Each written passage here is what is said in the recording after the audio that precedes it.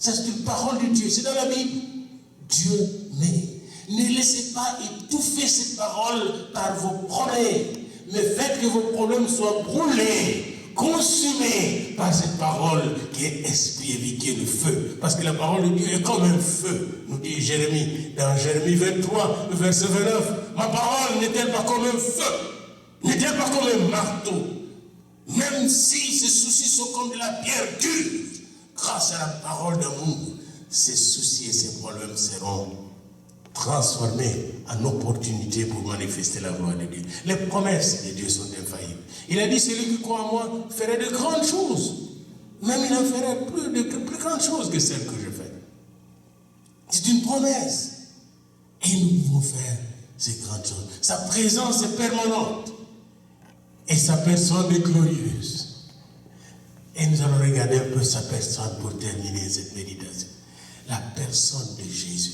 Savez-vous que les disciples qui avaient vécu avec lui pendant 3 ans ne le connaissaient pas? Et ce que nous révèle Jean 14. Quand il a dit, mais je suis le chemin, la vérité, la vie. Nul ne vient au Père que par moi. Il a dit, mais montre-nous le Père. Dans Jean 14, montre-nous le Père, ça nous suffit. Hein? Montre-nous le Père. Thomas lui dit, Seigneur, nous savons où tu vas. Comment nous saurions le chemin? Montre-nous aussi le chemin. Et je suis le chemin, la vérité et la vie.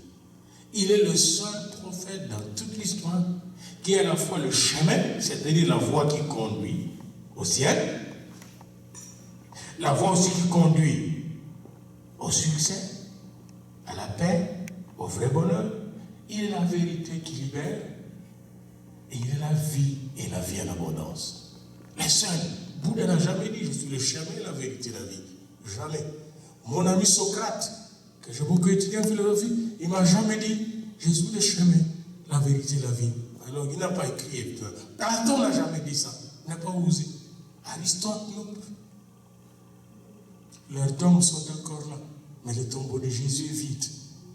Je suis le chemin, la vérité et la vie. Qu'est-ce que ça veut dire? Ça veut dire que quand tu es devant un mur, dans ta vie, tout est sombre devant toi, lui est le chemin. Il va vous montrer le chemin par où. Vous allez passer dans les ténèbres, vous allez passer dans le roc, parce que lui est le chemin. Il peut tailler le chemin là où il est. La Vierge Marie était dans un grand problème. Elle ne pouvait pas mettre au monde comme ça, sans un homme. Mais Dieu a taillé le chemin. Et l'homme Jésus est sorti d'elle. Les gens pensent que c'était une blague. Hein? Mais quand la Vierge Marie était en grossesse, je vous dis que Saint Joseph a dit, je vais te laisser partir en catimini. Je t'aime tellement. Mais cette histoire-là des vierges qui a conçu là, c'est monté de toutes pièces. Là, c'était un mur. C'est monté de toutes pièces. Moi, je vais te laisser partir calmement, parce que si je te laisse partir, on va te lapider.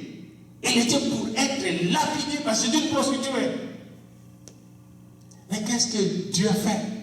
L'ange est venu visiter Saint Joseph. Il a taillé une voie là où il n'y avait pas de voie. Bien aimé. L'ange est venu le visiter exactement comme il a taillé une voie sur votre route. À midi, alors que vous avez prié à 6 heures, il a taillé une voie pour faire sortir de ces cercles corrompus de ces hommes. La même chose pour la Vierge Marie. L'ange est allé parler à Joseph. Parce qu'il savait que si sa servante continue à argumenter avec Joseph, Joseph ne suivra pas. Dieu sait comment tailler une voie là où il n'y a pas de voie. Et Joseph a dit, ok, on m'a donné même le nom de l'enfant. Marie, maintenant je comprends. Chérie, on reste ensemble. Et quand il est resté ensemble, dans cette société-là, il a protégé Marie. On ne pouvait plus lapider. Il a pris soin de Marie, il l'a protégé. Et pourquoi? C'est pourquoi il est béni. Il est saint dans la gloire de Dieu. Bien-aimé dans le Seigneur. Alors, j'essaie de vous montrer ici que Joseph et Marie savaient que la personne qui ont porté dans leur sein, parce que les 2 premiers témoins qui portaient Marie étaient saints, était Dieu lui-même. La gloire de Dieu était dans le ventre d'un homme, d'une femme, bien-aimé. La gloire de notre Dieu est venu habiter là-dedans. Tout cela, c'est pour vous sauver et me sauver de mes péchés. Il a accepté de devenir un petit homme. Dieu ne peut pas être un homme. Bien-aimé, la gloire était là. Et à sa naissance, les anges sont descendus du ciel jusqu'à chez les bergers pour chanter sa gloire. Et les bergers sont allés à Bethléem, ils ont vu la gloire. Et aussi, une étoile spéciale est allée révéler aux astronautes, spécialistes de l'astrologie à ce moment-là, les mages d'Orient en Babylonie. Et les a conduits glorieusement jusqu'à Jérusalem. Puis quand le méchant était là, l'étoile est disparue. Vous savez, la méchanceté fait disparaître la gloire de Dieu. L'étoile est disparue. Les théologiens sont arrivés, les scribes, et ils ont dit, où se trouve Jésus? Puis ils ont dit à Bethléem, ok, à Bethléem. Mais ils ne sont pas partis, ils ont lu Michée, oh, ils sont allés à Bethléem. Les théologiens, les presbytériens, les scribes sont partis de la maison d'Hérode. Dès que les mages sont sortis de la maison du méchant roi, l'étoile est réapparue. Et l'étoile les a dirigés. Voulez-vous que l'étoile vous dirige? Sortez de méchant, sortez de la méchanceté. Cette étoile, il aime les gens qui ont de l'amour, dans la vérité de Dieu. Encore même, cette étoile a créé un chemin là où il n'y avait pas de chemin. Il a conduit ces mages depuis l'Orient. Et savez-vous que ces mages étaient venus avec de l'or, de l'encens et de la myrrhe. L'or a servi au papa et à la maman de Jésus qui étaient pauvres.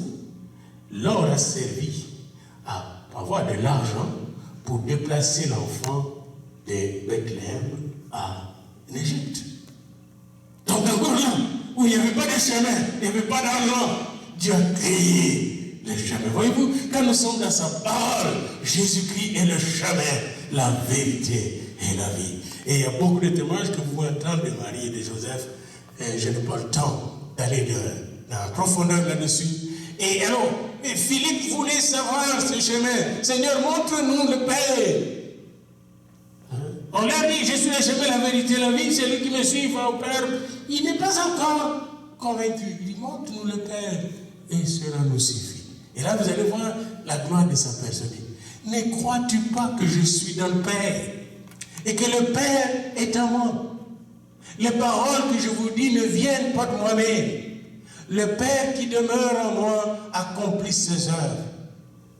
Bien-aimé, le Père est en Christ et Jésus est dans le Père.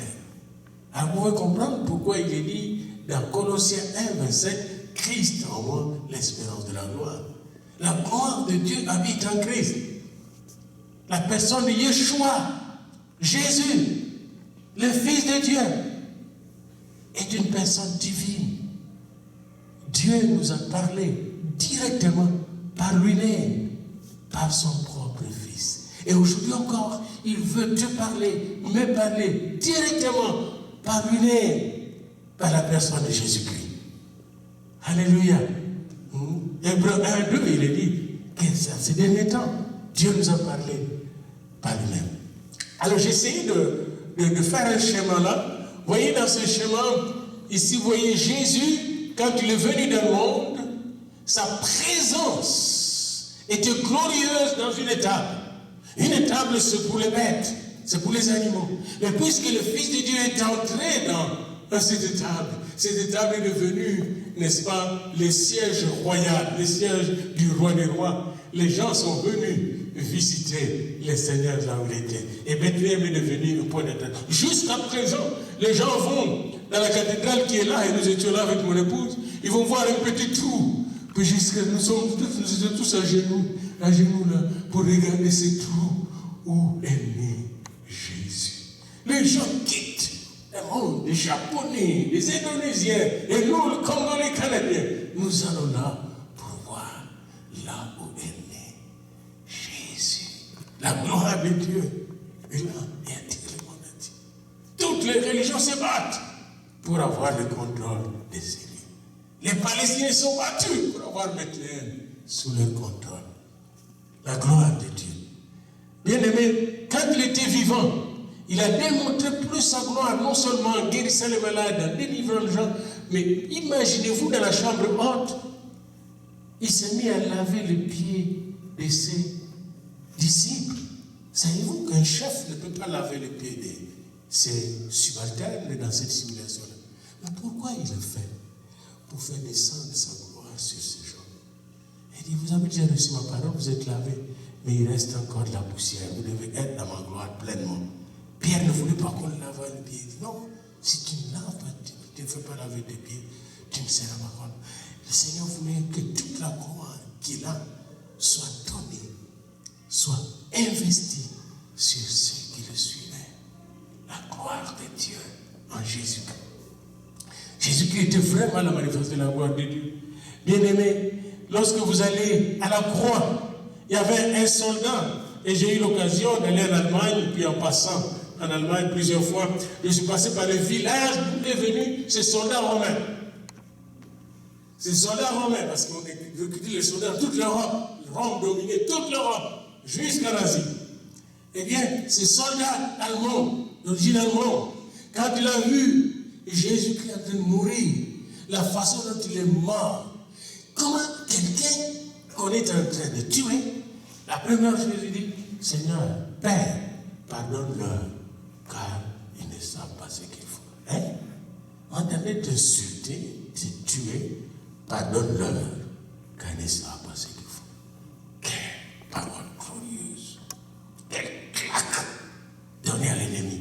Ça, c'était une grosse gifle à Satan, les haineux, pardonne-leur, car ils ne savent pas ce qu'il faut. Et le voleur qui était, le brigand qui était crucifié avec les injures, l'injure, puis là, a changé. L'Esprit dit, Seigneur, souviens-toi de moi quand tu seras dans la gloire de ton Père. Il lui parlait de la fin des temps. Mais Jésus lui dit, aujourd'hui même, tu seras avec moi au paradis de mon Père. Ces paroles étaient glorieuses. C'est pourquoi même quand il était en face des malades, oh, la gloire descendait et les malades étaient guéris. Alléluia. Quand il était en face de pécheurs, vous connaissez la femme pécheresse qu'on allait lapider par ces religieux qui ne vivaient que de la loi et de la loi superficielle.